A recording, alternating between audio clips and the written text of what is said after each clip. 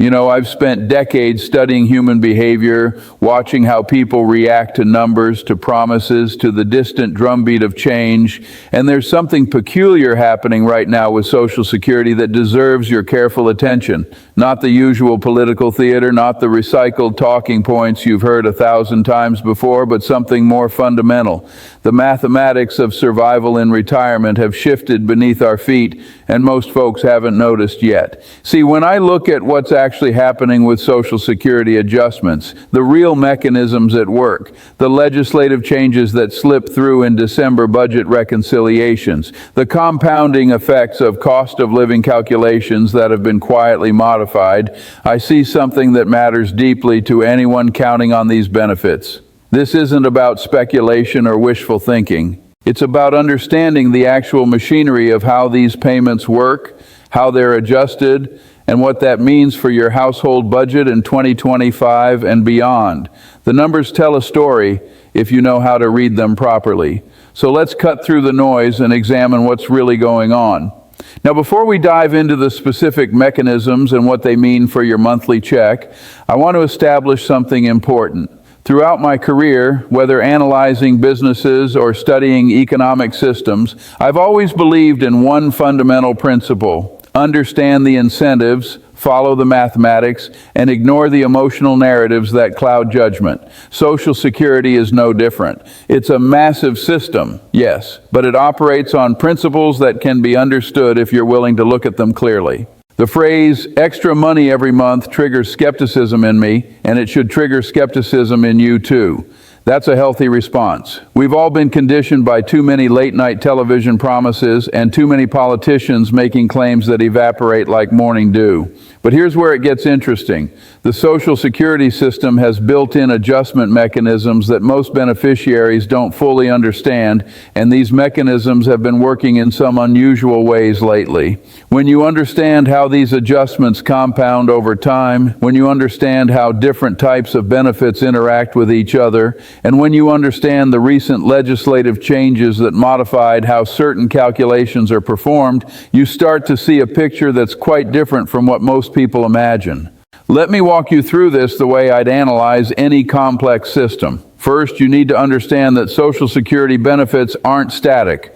They're designed to adjust based on several factors, and these adjustments happen through multiple channels simultaneously. There's the annual cost of living adjustment, which everyone knows about, but there are also adjustments based on your earnings record if you're still working, adjustments based on when you filed relative to your full retirement age, adjustments for delayed retirement credits if you waited past your full retirement age, and adjustments based on whether you're receiving benefits as an individual or through spousal or survivor benefits. Each of these operates independently, but they interact with each other in ways that can significantly amplify the total effect. The cost of living adjustment for this year came in at a specific percentage that reflects inflation calculations based on the Consumer Price Index for urban wage earners and clerical workers. That's the CPIW for those tracking the technical details. Now, what makes this particularly interesting is that the formula for calculating this adjustment was slightly modified in recent legislation. Not dramatically, not in a way that made headlines, but in a way that changes the compounding effect over time. When you apply a percentage increase to a benefit amount, and then next year you apply another percentage increase to that new higher amount, you're looking at compound mathematics. And compound mathematics, as I've said many times, is one of the most powerful forces in the universe when it works in your favor. But here's where it gets more intricate, and where most people miss the real story. There are several categories of adjustments that can stack on top of each other. If you filed for benefits early but are now past your full retirement age, your benefit is still being adjusted upward to account for those early filing reductions being gradually removed from the calculation. If you have earnings from work and those earnings are higher than some of the years used in your benefit calculation, your benefit gets recalculated to incorporate those higher earnings. This happens automatically, but most people don't realize it's happening. The Social Security Administration doesn't send you a letter saying, we've recalculated your benefit because last year's earnings were higher than one of the years we previously used. They just adjust your payment and it shows up as a slightly higher amount. Now let's talk about the specific numbers that people are seeing. When someone says they're getting an extra $1,200 or more per month, what they're usually describing is the cumulative effect of several adjustments happening simultaneously. It's not typically a single policy change that adds $1,200 to everyone's check. That would be financially impossible given the size of the Social Security Trust Fund and the number of beneficiaries. But what is possible, and what is happening for certain groups of beneficiaries, is that multiple adjustments are aligning in ways that create substantial increases. Consider this scenario, which applies to a significant number of people. You retired at age 62 because you needed the income, taking a reduced benefit. You're now 67, past your full retirement age. Over these 5 years, the reductions that were applied for early filing have been partially offset by various adjustments. You've also been working part-time, earning enough to trigger benefit recalculations, but not enough to hit the earnings test penalties. Meanwhile, cost of living adjustments have been applied each year, compounding on your rising base benefit. On top of this, if you're married and your spouse passed away and their benefit was higher than yours, you've switched to survivor benefits, which are calculated at a higher rate. When all these factors align, the difference between what you were receiving 5 years ago and what you're receiving now can easily exceed $1,200 per month. That's not speculation. That's mathematics applied to real policy mechanisms. There's another dimension to this that often gets overlooked. The earnings test, which reduces benefits for people who claim before full retirement age and continue working, has thresholds that adjust annually. These thresholds have been rising faster than many people's actual earnings, which means that people who were previously having benefits withheld because of the earnings test are now receiving those full benefits. When you go from having, say, $1 withheld for every $2 you earn above the threshold to suddenly having no withholding at all because you've reached full retirement age, that's a dramatic increase in your monthly payment. And here's the key point. Those withheld benefits aren't lost. They're recalculated into your benefit once you reach full retirement age, further increasing your monthly payment. It's a complex system, but the complexity works in your favor if you understand it. Let me address something that I know is on many people's minds. Is this sustainable? Will these adjustments continue? This is where understanding the incentive structures becomes critical. Social Security operates on a pay-as-you-go system, with current workers funding current retirees. The trust fund acts as a buffer, but the long-term mathematics require either increased revenue, decreased benefits, or some combination of the two. However, the adjustments we're discussing aren't new spending. They're the result of formulas that have been in place in some cases for decades. The cost of living adjustment formula has existed since the 1970s. The rules around benefit recalculations based on additional earnings have existed for just as long. What's changed is how these formulas interact with current economic conditions, particularly inflation rates that have been higher than historical averages. The political reality is that cutting Social Security benefits is extraordinarily difficult. Any politician who proposes significant cuts faces immediate and severe electoral consequences. This creates a ratchet effect where benefits can be adjusted upward relatively easily, especially through cost of living adjustments that are calculated automatically, but adjustments downward are nearly impossible. From a pure analysis standpoint, this suggests that the trajectory of benefits, at least in nominal terms, will continue upward.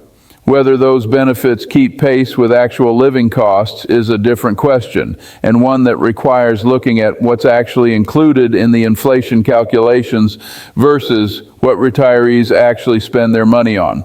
But in terms of the dollar amounts showing up in your bank account, the trend is clear.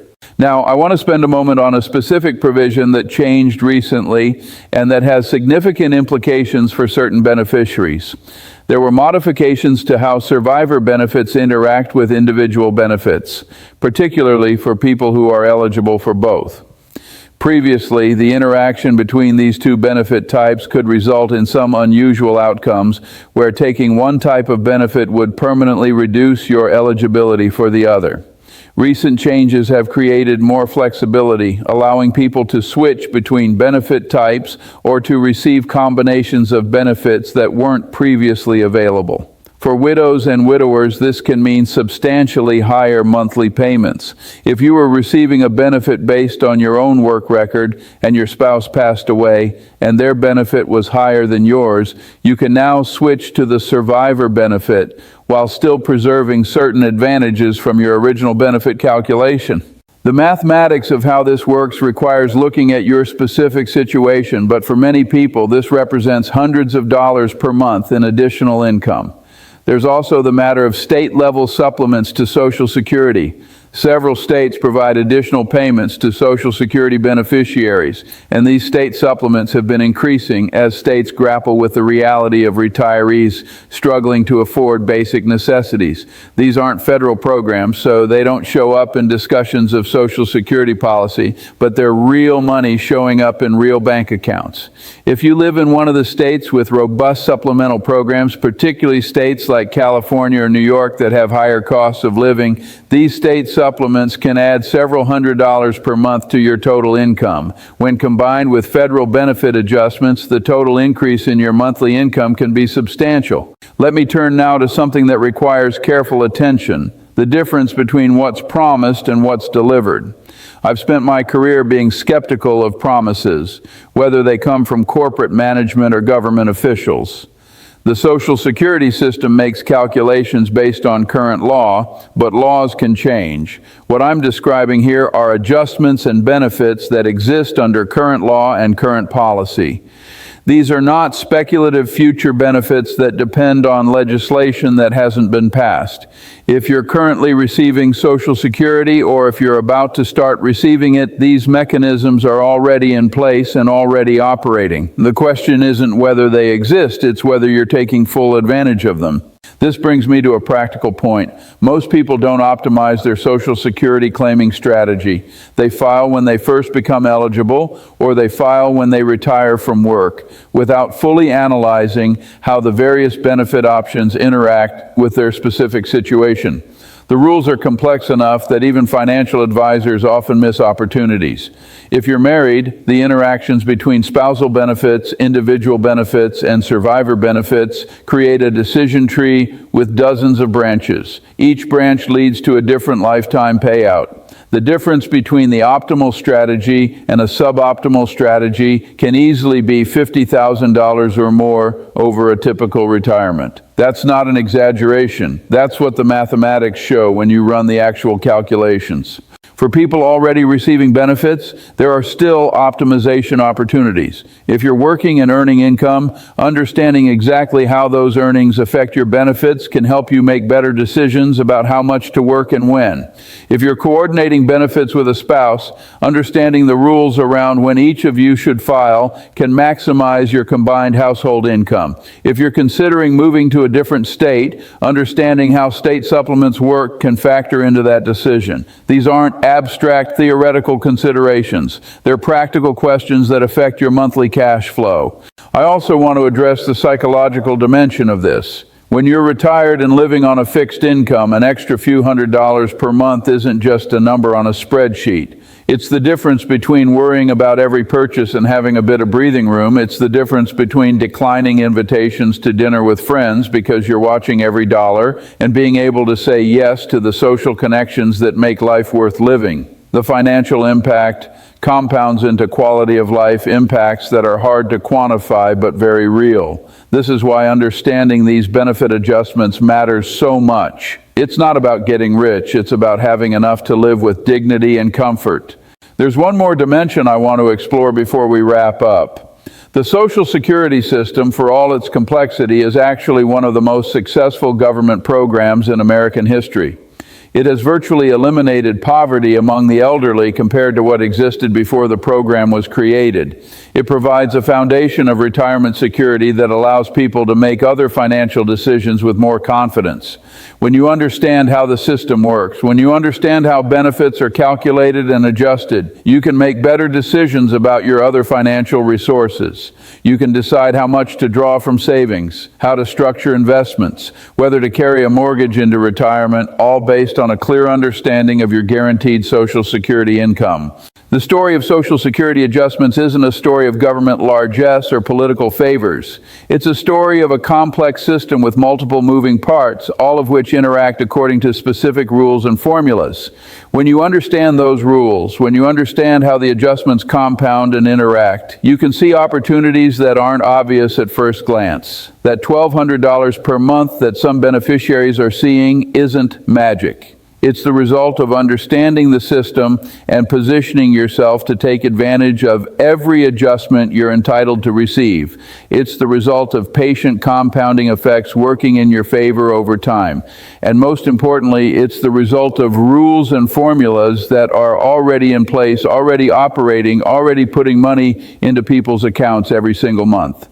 That's the real story here, not promises of free money or political miracles, but the practical reality of a complex system that can work powerfully in your favor if you take the time to understand it. And understanding complex systems, breaking them down into their component parts, seeing how those parts interact. That's always been the foundation of making good decisions, whether you're analyzing a business or analyzing your retirement benefits. The mathematics don't lie. The formulas are what they are. Your job is to understand them well enough to make sure you're getting every dollar you're entitled to receive.